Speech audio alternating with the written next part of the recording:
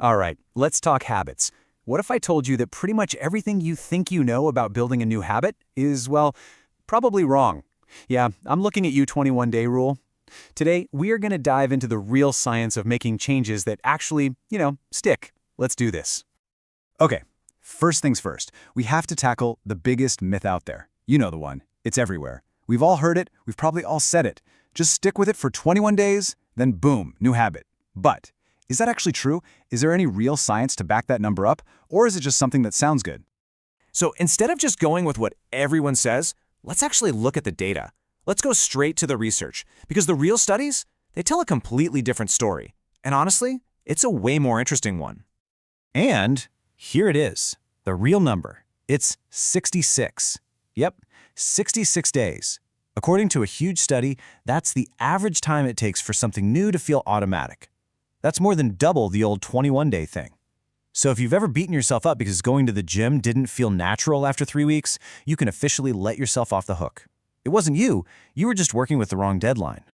So what's actually going on in our brains during those 66 days? Well, it all comes down to this idea called automaticity.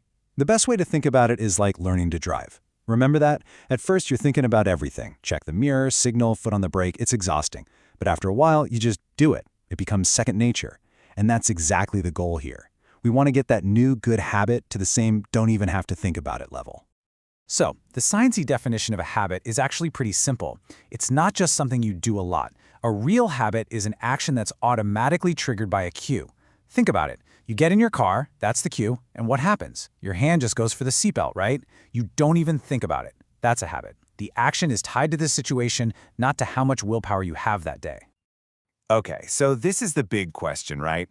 If the cue is like the launch button for the habit, which button should we be pressing? What works best? Should you say, I'm gonna do this at 8 a.m. every day? Or is it better to tack it on to something you already do, like after I brush my teeth? Well, researchers wanted to figure this out too, so they tested it. They had one group use a routine-based cue, something like, I'll meditate right after my morning coffee, and the other group use a time-based cue, like, I'll meditate at 8 a.m. sharp. So, who won? And get this, the result was kind of a surprise. It turns out it didn't matter. Both worked just as well. This is awesome news, right? It means you have total freedom to pick whatever works for your life, your schedule. The key isn't which type of cue you pick, it's that you are absolutely consistent with it. You have to link the new habit to that one cue every single time. Okay, so we know the average is 66 days. But what does average really even mean for you personally? Well, it turns out average can be a little misleading because the real timeline, it's super personal. It's different for everyone. I mean, just look at this. The same study that gave us the 66-day average also found this massive range. For some people, a super simple habit, like drinking a glass of water, became automatic in just 18 days. But for others, doing something more complex, it took up to 254 days. That's, over 8 months? The big takeaway here is that this isn't about being good or bad at habits. It just shows how different we all are. So why the huge difference? Well, it really boils down to a few key things. First, your personality. Some people are just naturally more conscientious and might lock in habits faster. Second, and this is a big one, how complex is the habit? I mean, drinking a glass of water is way, way easier than, say, learning the code for 15 minutes a day. And of course, your life circumstances matter. A parent with 3 kids is going to have a totally different journey than someone with tons of free time. All right, so we've busted the myths, we've looked at the science. Now for the fun part. Let's get practical. How do we take all this and actually build a plan for habits that stick around for good, instead of just, fizzling out after a week? Here's the secret, and honestly, this is one of the most powerful ideas out there. It's the concept of keystone habits. Instead of trying to change like 10 things at once, the idea is to find your lead domino. That one single habit that when you push it over, it starts a chain reaction and knocks down a bunch of other good habits automatically. So, a keystone habit creates this positive ripple effect through your whole life. The classic example is exercise, right? People who start working out consistently often just start eating better. They start sleeping better. They don't even have to try, it just happens. Another one, making your bed. Sounds silly, but for a lot of people, that one small win leads to a cleaner room, which leads to a clearer mind. It's the ultimate domino effect. Okay, so here's a super simple 3-step blueprint. First, find your keystone habit. And I mean 1.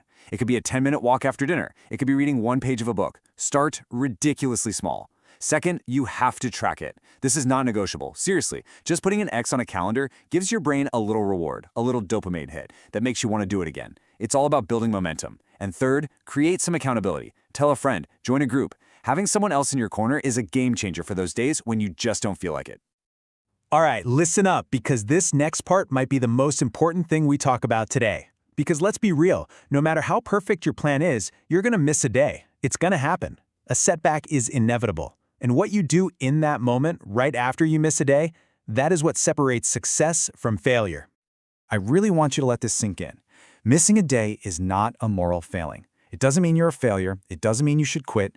All it is data. It's feedback. It's your chance to get curious, not critical. Ask yourself, why'd I miss today? Was my goal too big? Was my cue not obvious enough? A lapse is a chance to tweak your plan, not to throw the whole thing in the trash.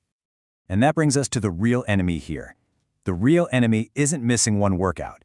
It's that nasty little voice in your head that chimes in and says, "See, I told you, you always give up." That voice is the real problem. The research is crystal clear on this. Being kind to yourself, being compassionate when you slip up, is what helps you bounce back. Beating yourself up, it just makes you feel guilty, and then you want to avoid the thing altogether, making it so much harder to start again. So, I'm going to leave you with this one question. Forget about changing your entire life overnight. That's not how it works. Based on everything we've just talked about, what is one small, powerful keystone habit, that one lead domino that you can put into your life starting tomorrow to get that ripple effect going?